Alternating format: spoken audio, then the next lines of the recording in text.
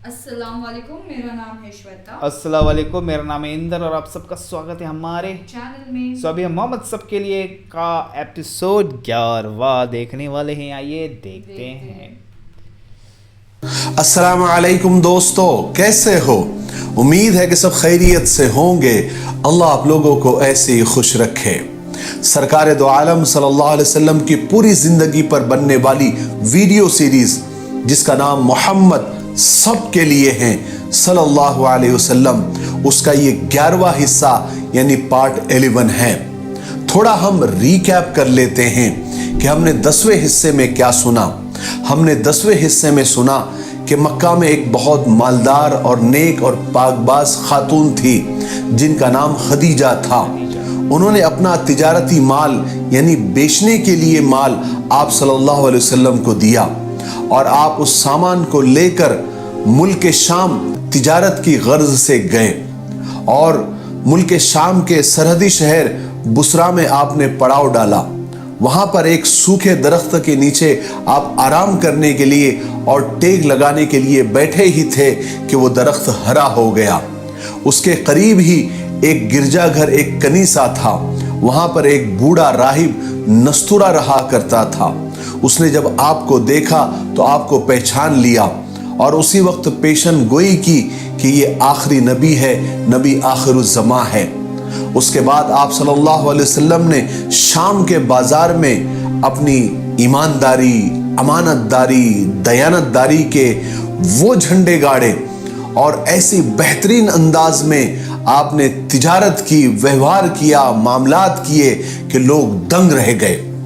آپ نے اس ایمانداری کے ساتھ ہی خوب نفع کمایا، ہر سال کے مقابلے میں 2 گنا اور ڈبل آپ نے منافع کمایا، پروفٹ کمایا۔ پھر حضرت خدیجہ رضی اللہ تعالیٰ عنہ کے پاس آ کر آپ صلی اللہ علیہ وسلم نے بھی اور حضرت خدیجہ کے جو غلام تھے میسرہ، انہوں نے بھی ساری باتیں آ کر سنائی تو حضرت خدیجہ رضی اللہ تعالیٰ عنہ کے دل میں آپ کا احترام، آپ کی عزت اور بڑھ گئی۔ ہم نے آپ کی سہولت کے لیے 10 ویڈیو کے حصے اور پارٹ کے ویڈیو لنک نیچے ڈسکرپشن میں دیے ہوئے ہیں۔ آپ لوگ وہاں جا کر اس لنک پر کلک کر کے آپ سارے ویڈیو دیکھ سکتے ہیں۔ چلیے اب آگے سنتے ہیں۔ حضرت خدیجہ طاہرہ رضی اللہ تعالیٰ عنہ کے ایک چچا زاد بھائی تھے جن کا نام ورقہ بن نوفل تھا۔ انہوں نے عیسائی مذہب اختیار کر لیا تھا اور وہ بہت بڑے عالم تھے۔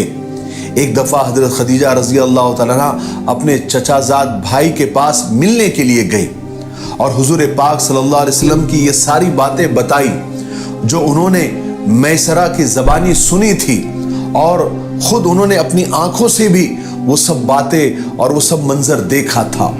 ورقہ بن نوفل نے حضرت خدیجہ رضی اللہ تعالیٰ عنہ کی جب یہ ساری باتیں سنی تو حیران ہو گئے اور کہنے لگے کہ اے خدیجہ، اگر تمہاری یہ باتیں سچی ہے تو تم یہ سمجھ لو کہ یہ محمد صلی اللہ علیہ وسلم اس امت کے آخری نبی ہے۔ مجھے معلوم ہے، میں نے پڑھا ہے کہ ایک نبی عنقریب آنے والے ہیں اور سب لوگ ان کا انتظار کر رہے ہیں۔ جب ورقہ بن نوفل کی باتیں حضرت خدیجہ رضی اللہ تعالیٰ عنہ نے سنی تو حضرت خدیجہ کے دل میں حضور پاک صلی اللہ علیہ وسلم کی محبت اور احترام اور بڑھ گیا۔ اب وہ یہ آرزو کرنے لگی کہ یہ امانت دار نوجوان ان کے شوہر بن جائے، ان کے ہسبینڈ بن جائے۔ اور یہ آرزو اتنی بڑی کہ ایک روز حضرت خدیجہ رضی اللہ تعالیٰ عنہ نے ایک نفیسہ نام کی عورت جو ان کی سہیلی تھی، دوست تھی، ان کو بلایا اور ان سے کہا کہ تم محمد کے پاس جا کر صلی اللہ علیہ وسلم میرا نکاح کا پیغام دے دو۔ اس عورت نے ایسا ہی کیا، حضور کے پاس آئی اور ادھر ادھر کی باتیں کرنے لگی اور باتیں کرتے ہوئے ایک سوال کیا کہ اے محمد، تم شادی کیوں نہیں کرتے؟ کیا وجہ ہے؟ تو حضور نے فرمایا کہ میرے پاس اتنے پیسے کہاں ہیں کہ میں شادی کر سکوں۔ تو نفیسہ نے کہا کہ اگر اس کے بغیر ہی آپ کو حسن، جمال، دولت اور عزت مل جائے تو کیسا رہے گا؟ حضور نے فرمایا کہ آپ اتنا گھما پھرا کر کیوں بات کر رہی ہے؟ آپ بتائیے کہ وہ کون ہے؟ نفیسہ نے کہا کہ خدیجہ۔ حضور نے تعجب سے پوچھا کہ وہ مجھ سے شادی کیسے کر لے گی، وہ کیسے راضی ہوگی؟ چونکہ حضرت خدیجہ رضی اللہ تعالیٰ عنہ اپنے حسن جمال، دولت اور پاک بازی کی وجہ سے پورے مکہ میں مشہور تھی۔ مکہ کے بڑے بڑے سرداروں نے اپنے نکاح کے پیغام بھیجے تھے اور سب حضرت خدیجہ سے نکاح کرنا چاہتے تھے، مگر حضرت خدیجہ سب کو انکار کر دیتی تھی، اور حضرت خدیجہ کا انکار پورے مکہ میں مشہور تھا۔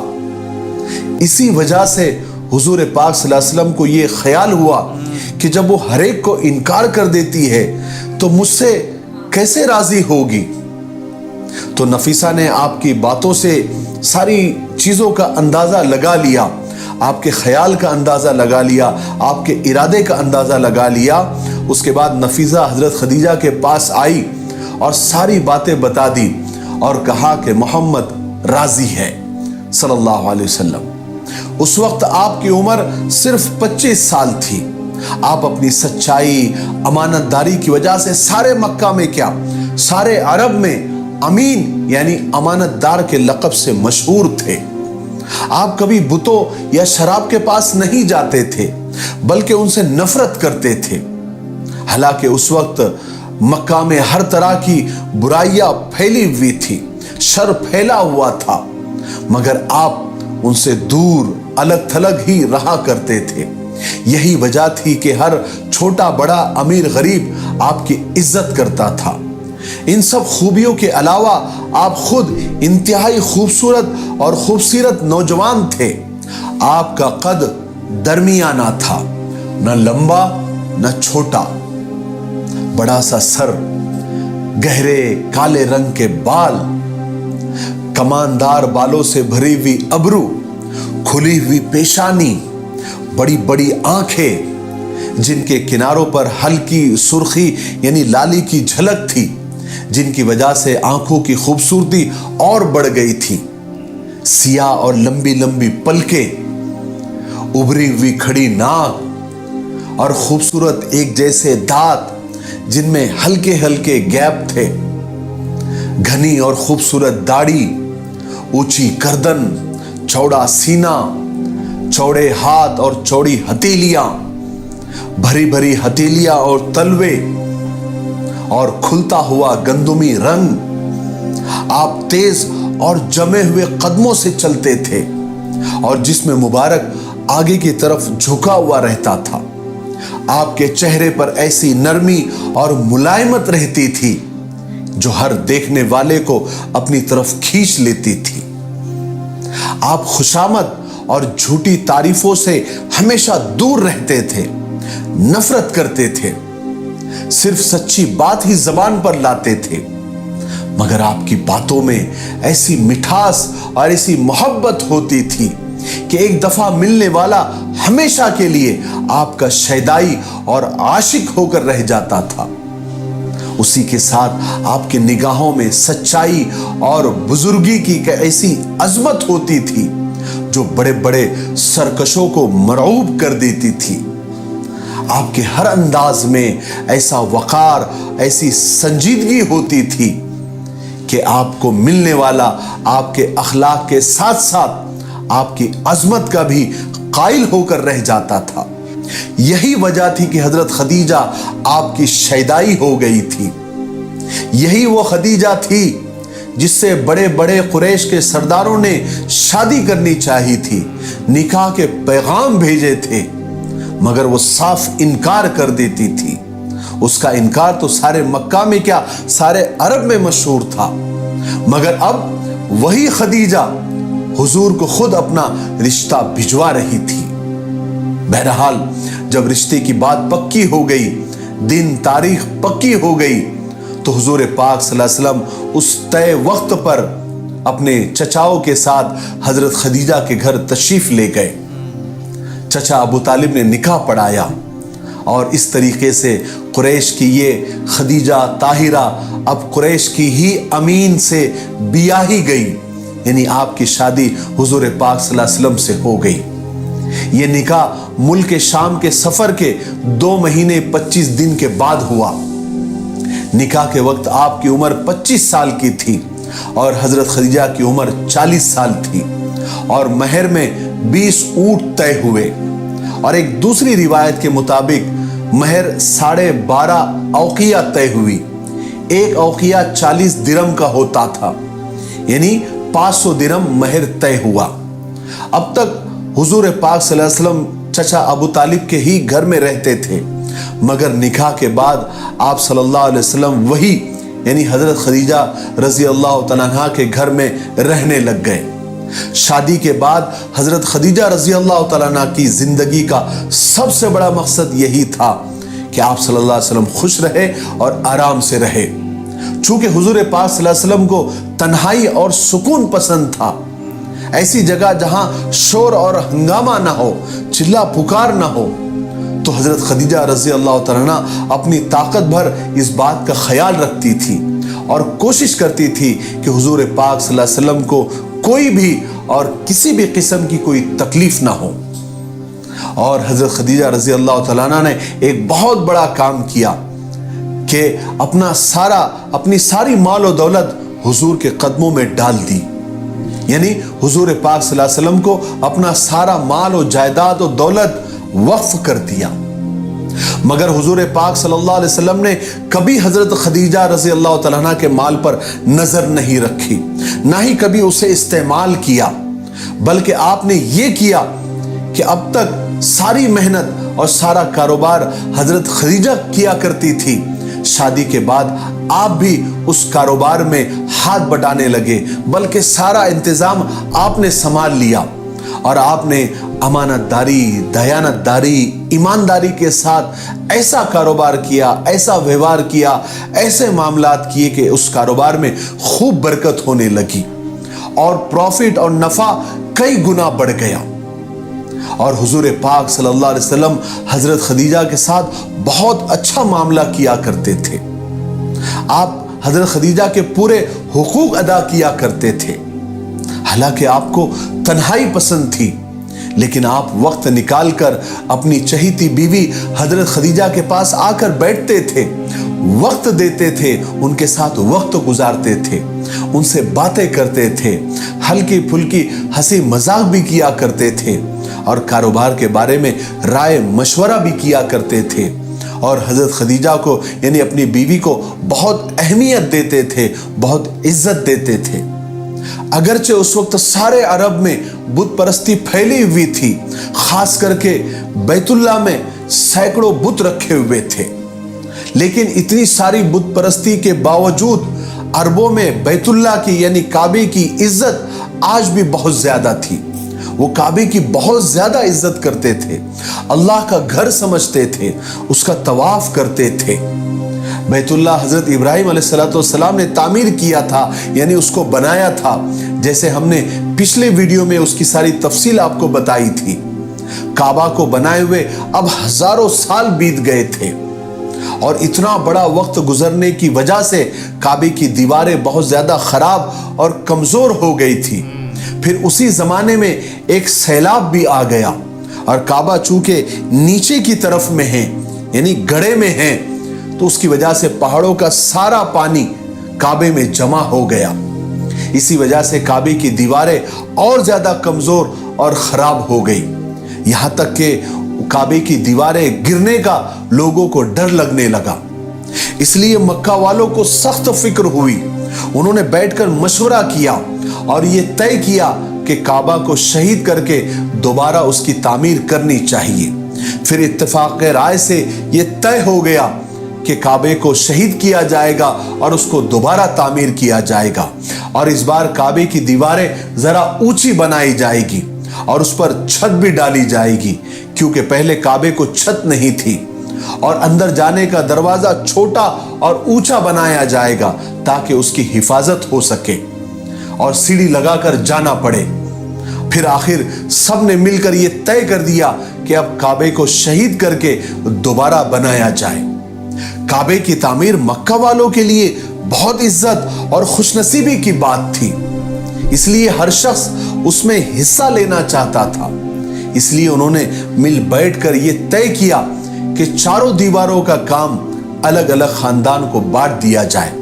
دائیں طرف کی دیوار ایک خاندان بنائے گا اور بائیں طرف کی دیوار ایک خاندان بنائے گا. آگے کی دیوار الگ خاندان اور پیچھے کی دیوار الگ خاندان.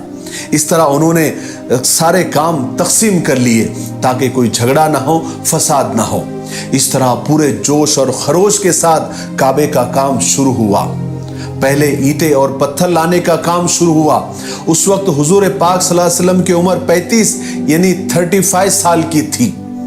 آپ نے بھی کعبے کی تعمیر میں, کنسٹرکشن میں بڑھ چڑھ کر حصہ لیا اور سب کے ساتھ اینٹیں اور پتھر لانے لگے. میں آپ کی معلومات کے لیے بتا دوں کہ یہ کعبے کی یعنی بیت اللہ کی تعمیر تیسری بار ہو رہی تھی.